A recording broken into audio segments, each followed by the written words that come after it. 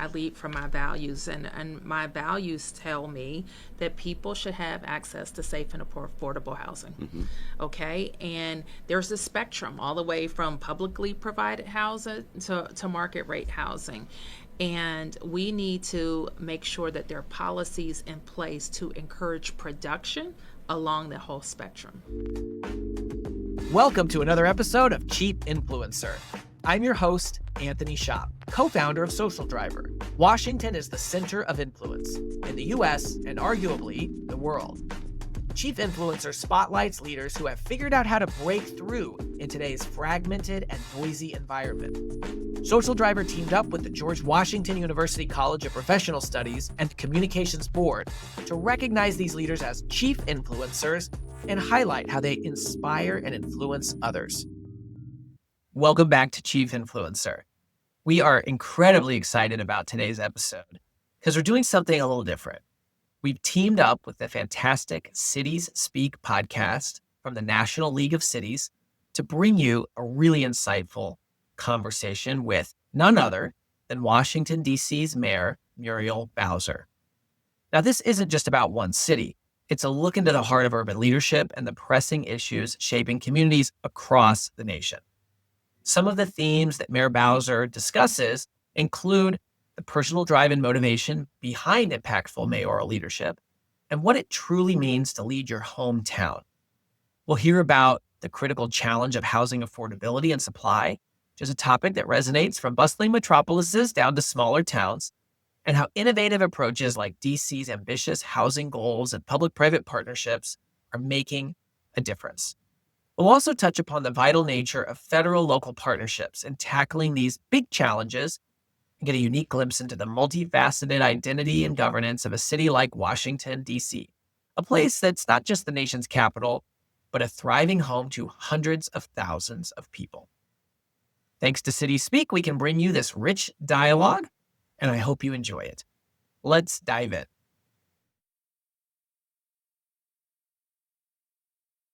Welcome back to another episode of CitiesSpeak. I am your host, Clarence Anthony, CEO and Executive Director of the National League of Cities. Today, we have a special episode to share with you this week. And, it's a special one because I'm joined by our Mayor Muriel Bowser of Washington, D.C., in our studio here at the National League of Cities. I'm a fan, and the mayor knows that because every time I talk to her, I tell her, I watched you on the news. I loved how you're leading the city. I love how you're framing how we have to lead in a positive way in our nation. And this is the mayor's hometown, D.C. And she was elected first as an advisory neighborhood commissioner in 2004. She was then elected as a member of D.C. City Council from 2007 to 2015 and currently serves as Washington, D.C.'s 7th mayor, and she's held that role since 2025 and done an amazing job. She's also a part of NLC family, and I'm thrilled to have her as a partner co-chairing our America's Housing Comeback, NLC's advisory group on housing, and partnership with Mayor Mark Shepard from Clearfield, Utah, and other members of the group. The comeback will focus on enhancing our federal-local partnership and our public-private partnerships to advance housing supply in America, not just in D.C., but D.C. has done some great things, and I think all of our listeners would really appreciate learning about what D.C. has done. So, Mayor, first of all, welcome to CitiesSpeak. Thank you. It's my pleasure. And I'm glad to see you doing this. Yeah. We've had some high-level, top-level guests here, but it is an honor to have you here. Thank you. And I appreciate you being here. Let's kick things off with a personal question, if you don't mind. Okay. It's not too personal. Okay. Because I don't do that here at CitiesSpeak. You've been mayor for 10 years now. Yep. What motivated you to wake up one morning and say, I want to be a part of leading my hometown, my neighborhood, and then my hometown? Well, when I made the decision to run for mayor, I had served on our city council for almost 8 years. And before that, as you know, in my lengthy introduction, that I also served in a volunteer elected role as an advisory neighborhood commissioner. So in all of my career, I've been focused on communities, making communities better, bringing housing, bringing transportation options. And I realized early on that the best way to do that and the fastest way to do that in Washington, D.C. Is to get elected. And here, as I'm sure most of your listeners know, we're unique in the American system. We're a city, county, state all at once. The mayor is a mayor, a county executive, and a governor all at once. And we do it with kind of one hand behind our back, or two, if you will, because we don't have two senators. And so we run our city, and we're proud of the way we run our city. Some people say, including me, that we're a well-run city. We have reserves that are enviable. We've achieved the AAA bond rating. We balance our budgets every year, and we make the types of investments in our city that has allowed us to grow. Last year, we were the fastest growing district in the nation. Wow. More than any state, even Florida, more than any city, the fastest growing jurisdiction in America. And we do that because we've invested in public safety, public schools, public parks, and people want to live here and grow their businesses here. Yeah, there is something special, though, about, going away to college. I went away to college, and then I came home and I ran for mayor for my hometown. Yeah. And one of the things special about it is people can't tell you about things who work for you that you don't know about. Correct. A neighborhood, right? Yes.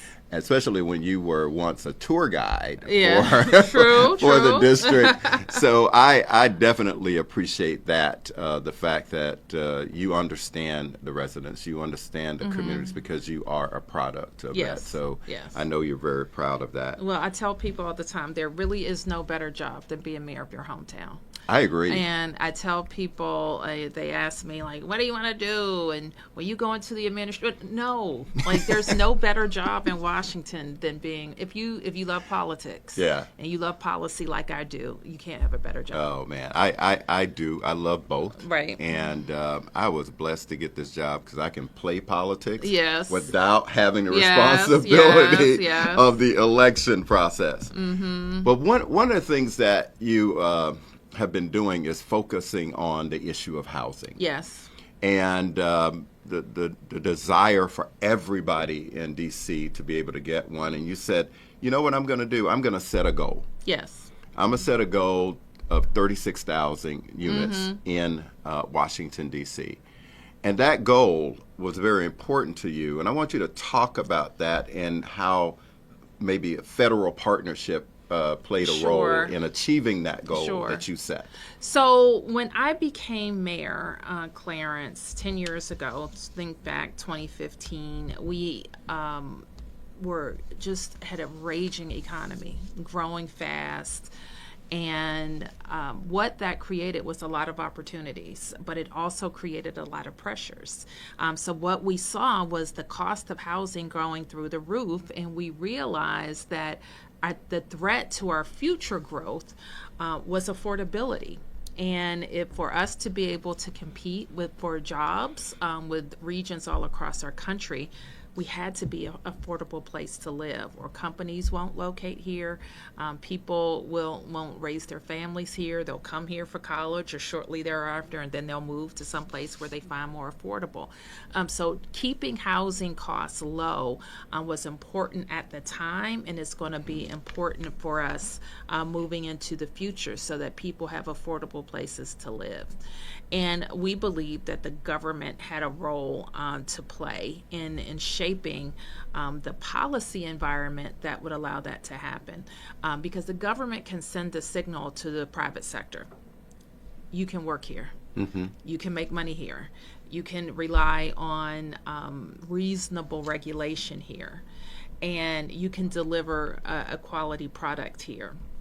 And one thing that we heard time and time again was that there are gaps when you're talking about affordable housing and you want to be affordable. And in some ways, the government is kind of telling you you have to have some below market units here. What the private sector hears is, how am I going to make my money back?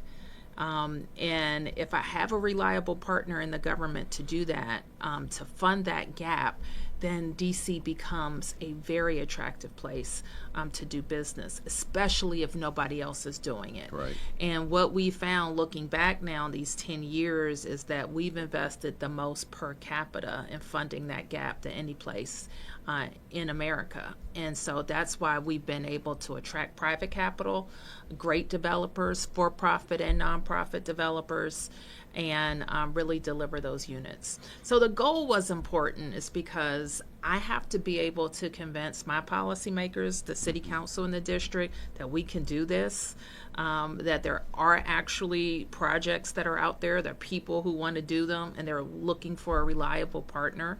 We looked across the city, not just in one neighborhood, to see what a pipeline could look like, or what the pipeline did look like. And then we set out to make the investment each and every year. One of the things, and when you were talking, I started thinking about the fact that good public policy is one where the public and private partnership occurs. Yeah. Because you can have a vision on a plot of land or a neighborhood, but if there's no interest in investing in it, right, it's not going to happen. But on the other side, if the private sector wants to do something, but they don't have the public sector engagement right, there and commitment, it just doesn't work. Right. So I appreciate you sharing with our listeners that it takes both. It Yes. takes both to create good public policy. So I want to talk a little bit more about the housing. I mean, you and I, NLC, partnered on a housing summit. yes, And out of that came this concept that the time is now to really focus on the issue of housing supply, and to take the things that you've done here in D.C. a little bit nationally to compile some kind of best practices. So we created this concept called the America's Housing Comeback Advisory Group. Yes. And you've chaired that. Yes. Why do you think the time is now? Well, I kind of think the time is always now for housing, but I will say that what I've been struck by is that jurisdictions of all sizes are saying the time is now. It's not just on the East Coast, it's not just the West Coast, it's not just cities with more than 500,000 people, it's not just college towns, it's not just beach towns. It's every town is saying we need to focus on housing. 10 years ago, there were places in the West that didn't have an affordable housing issue. Right. And now they are struggling to make sure that they can have, homes that are less than $1 million or $2 million or $5 million.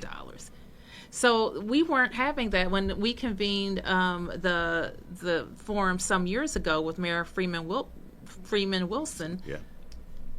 That they weren't part of the conversation. Correct. Now they are. Yeah. So I think the time is now for us to see housing as more than just an urban issue, but it's an issue for cities and towns across America, no matter size. I agree, and that's why Mayor Shepherd is from a smaller city, Yes. because we wanted to make sure that all of our members would be able to see themselves in this discussion Absolutely. around housing. Absolutely. And since the pandemic, what we've seen is especially folks are moving out of some of the major cities and expecting they can go into small and rural communities and find housing, and it's not there.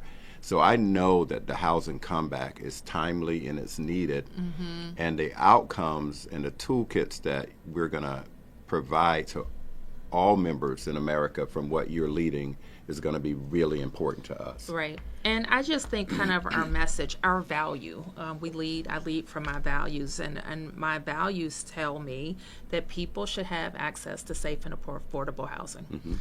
Okay? And there's a spectrum all the way from publicly provided housing to market rate housing. And we need to make sure that there are policies in place to encourage production along the whole spectrum. We know our role and responsibility. What is the role of the federal government? How did you use it when achieving your goal, but globally, nationally? I think that's a great question, and we kind of start with the units that they control or support or subsidize in some way in public housing. I think for many years the federal government pushed away from its responsibilities in public housing, and all of the public housing that we have in DC, which is not a big chunk of our portfolio, but also the federal housing vouchers. They play a key role in helping people afford, affordable units. I also think the federal government does a great job when they focus on a population. And I think focusing on veterans, vouchers for veterans, support service for veterans, really helps people who are very deserving, who sometimes have a lot of need, and it works when they have a voucher and supportive services, they can get housed. And that especially will help cities who have unhoused residents who need to get into permanent housing. So I think that's important. But I also think that the federal innovation can be helpful as we think about production. We have to tackle how much it costs. Yeah. Affordable units and the subsidy numbers that we have to provide for affordable units are out of this world. And some of it has to do with just the cost of production. So I think that the federal government has experience with affordable housing. They do base housing and, armed forces housing. They have experience with materials and how we get materials and making sure we have productive trade relationships around materials. I'm really concerned about what that's going to, housing costs are already crazy. Now imagine if steel and lumber is tariffed at rates that it will just trickle down to the rest of us. And so all of our affordable housing dollars, it just won't go as far. So I think, to the extent that they're thinking about these trade policies and carve-outs, carving out for materials that support affordable housing, I think would be much needed. I've heard you talk about housing being the foundation of building wealth and building a real place in a community. Yes. Talk to us about how you view housing as the start of creative wealth in communities. Well, I think for most middle-class people, and certainly middle-class Black people and the people in Washington, D.C. of all backgrounds, their wealth is in their home. Their wealth is in their home, and it's just that simple. And they are able to send kids to college. They're able to live the American dream because they invested in a home.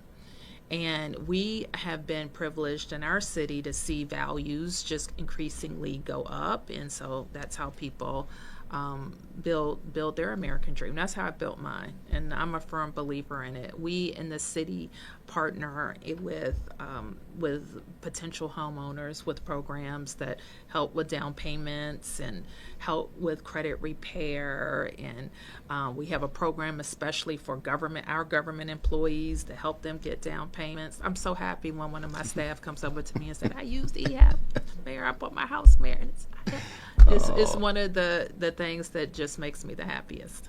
Yeah, because they're on their way. They're on their way. Because, I moved here 12 years ago, bought in Northeast, and I'm ready to retire now because... Oh, stop it. No, but it really has been a major difference in your financial status as well. So I think it's very much accurate. Yes. So let me just say this. I've asked a number of mayors about why their city is the greatest city in the world. I used to say in America, Right. but now I'm just going to go global, in the world, Yeah. and especially with D.C. Right. People oftentimes think about the monuments. They think Yes. about the White House Yes. and Congress, all those things as D.C. Mm-hmm.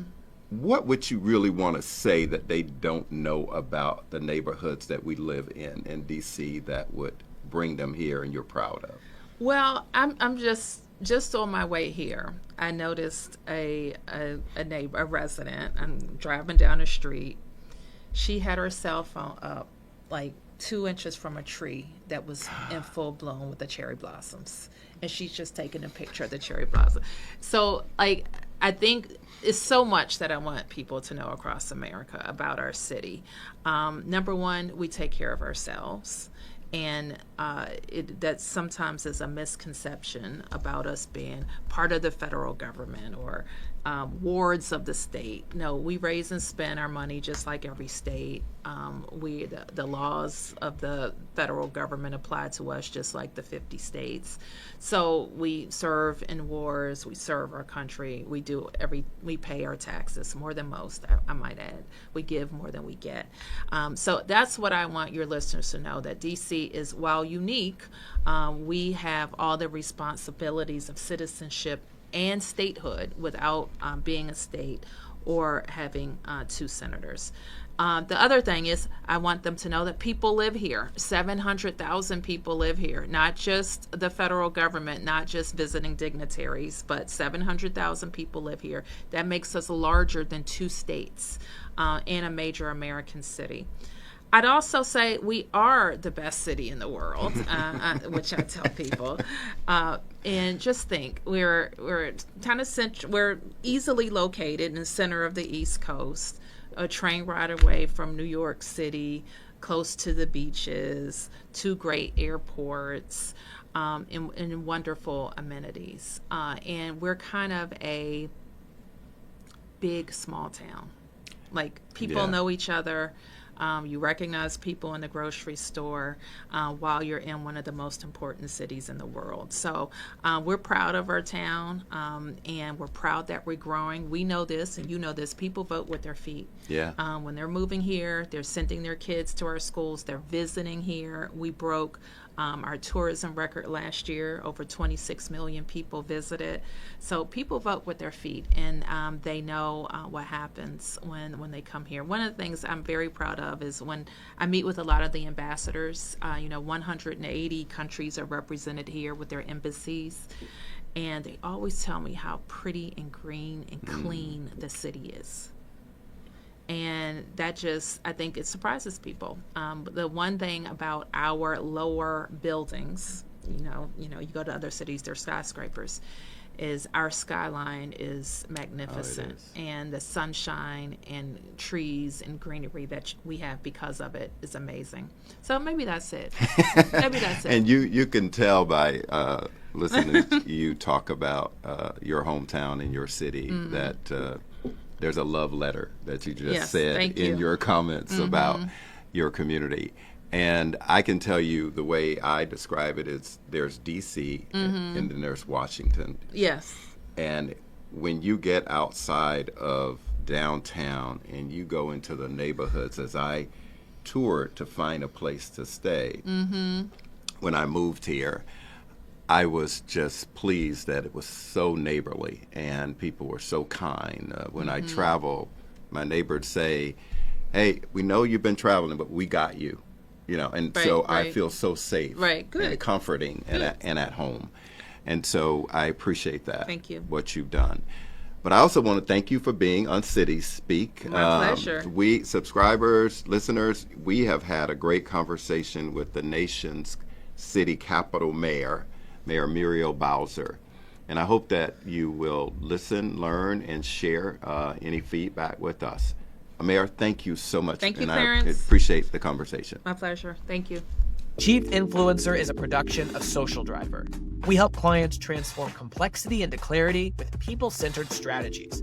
Whether you're looking to elevate the influence of your brand or your leaders, check out socialdriver.com to learn more. For show notes or to nominate a guest, visit us at chiefinfluencer.org or follow Chief Influencer on LinkedIn.